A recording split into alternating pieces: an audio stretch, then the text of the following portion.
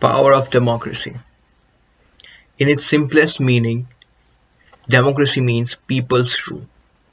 Abraham Lincoln once said, "A democratic country is by the people, for the people, of the people." A government is made up of people chosen by them to govern them. In a democracy, the ideas, needs of the people are represented and fought in the parliament. Two or more political parties fight for the people. Of course, through words, we are in Canada. The parties fight to preserve the voices of their constituency. That is the power of democracy. Everyone's voices should be heard in the parliament. That was the principle behind the term democracy and constitution.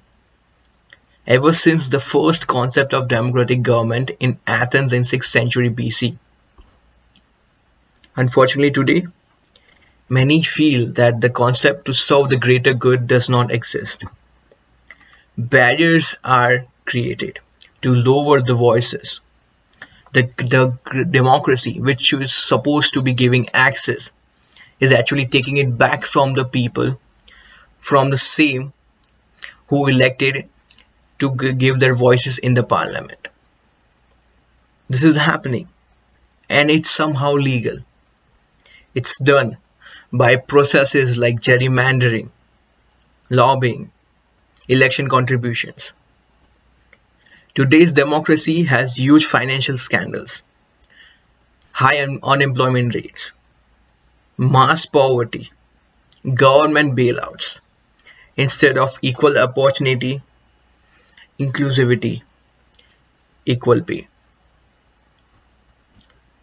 To quote former US President Barack Obama, "Our democracy is threatened whenever we take it for granted."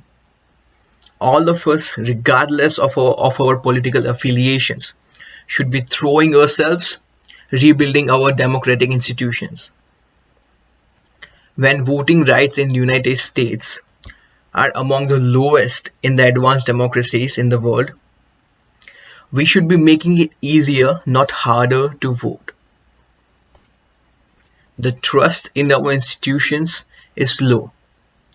We should reduce the corrosiveness influence of in our politics and insist in principles of transparency, ethics in our public service. We should draw our congressional districts to cater to common sense and not rigid extreme. But remember, none of this happens on its own. All of this depends on our participation, on each of us accepting the responsibility of citizenship, of helping our neighbors. August 5th, 2020, a huge explosion happened in Beirut, the capital of Lebanon.